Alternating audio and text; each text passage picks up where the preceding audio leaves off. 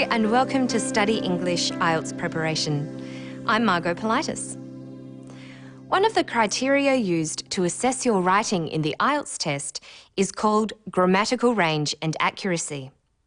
The examiners will look at the number of mistakes you make and also at the range of sentence types you use. What is the range of sentence types? There is a simple sentence, like this. Pollution is a problem. This example shows you the basic structure. A subject, pollution, a verb, is, and the object, a problem. A simple sentence can have more words than this. You can add adjectives. Pollution is a serious problem. Air pollution is a serious problem. And you can add information with a preposition like in. Air pollution is a serious problem in the city. Or from. Air pollution from cars is a serious problem in the city. So a simple sentence doesn't have to be short or simple. Most of the time, the thing that's simple about simple sentences is the idea they express.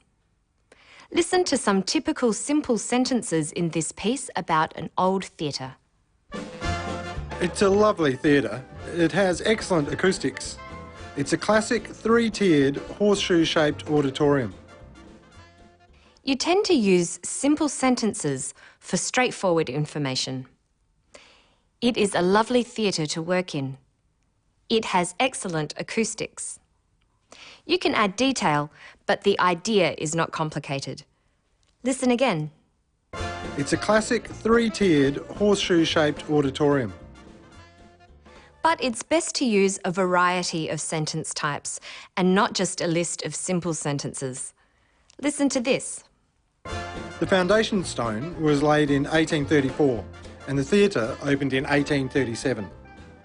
You can join two simple sentences together with and. The two sentences are, the foundation stone was laid in 1834. The theatre opened in 1837. Joining them with and gives you a compound sentence. Listen again. The foundation stone was laid in 1834 and the theatre opened in 1837. But what type of sentence do you use if you want to say something a little more complicated? Listen. Although the Theatre Royal has some disadvantages, such as the columns, which people don't like sitting behind, it still has atmosphere. This sort of sentence is called a complex sentence. A complex sentence isn't just two sentences joined together. Some parts of a complex sentence might not be a complete idea. For instance, the first part of this sentence is quite long with a subject, verb, and object, but it isn't complete. Although the Theatre Royal has some disadvantages, such as the columns, which people don't like sitting behind, that doesn't express a complete thought. It needs a simple sentence to finish it. it still has atmosphere. If you take the detail out, you have a structure like this. Although the theatre has disadvantages, it has atmosphere. Although the theatre has disadvantages is what is called a dependent clause. It depends on a simple sentence. It has atmosphere to become complete and form a complex sentence. Here is another complex sentence. When you stand in the middle of the stage, you can talk to everybody. When you stand in the middle of the stage. That's a dependent clause. It needs another simple sentence or independent clause to make sense. When you stand in the middle of the stage, you can talk to everybody. You can even change the order of the clauses and say, you can talk to everybody when you stand in the middle of the stage. Apart from although and when, some of the words used to create dependent clauses like this are which, that, because, after, and where. Knowing how to use them is important. It's something you should practice. There is one other type of sentence, which is a combination of compound and complex sentences like this. When the theatre was first built, it was said to look like a two-storey house, and on the outside of the building you can see the stone windowsills.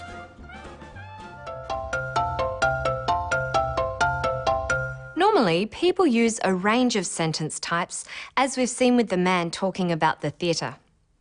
It's your ability to use these various sentence types that the examiners notice. Listen as he finishes with a complex sentence, a simple sentence, and a complex compound sentence. If I could sum up this theatre in a few words, I suppose I could call it an international theatre star. This is the oldest theatre in Australia. It's been operating for 159 years and, who knows, it might still be here in another 159 years. His first sentence was complex. Sentences with if are mostly complex because an if clause depends on another sentence to make sense. Listen. If I could sum up this theatre in a few words, I suppose I could call it an international theatre star. Remember that a simple sentence can consist of a subject, this, a verb, is, and an object, the oldest theatre in Australia. Listen. This is the oldest theatre in Australia. A compound sentence is two sentences joined by but, or, as here, and. It's been operating for 159 years and, who knows, it might still be here in another 159 years. There are two sentences here joined by and. The second part is complex with the dependent clause, who knows. Who knows, it might still be here in another 159 years. So we've seen what can go right. What can go wrong? A simple sentence must have a verb. Is this a sentence? The house in the country. No, it looks like a sentence, but there is no verb. Let's add a verb. The house is in the country. That's a simple sentence. The main problem people have with compound sentences is a mistake called a run-on sentence. It's when two simple sentences are run together without using a conjunction, such as and or but. Look at this. The theatre is small. It is beautiful. That's a run-on sentence. It's either two simple sentences, the theatre is small, it is beautiful, or it's a compound sentence. The theatre is small, but it is beautiful. So let's recap.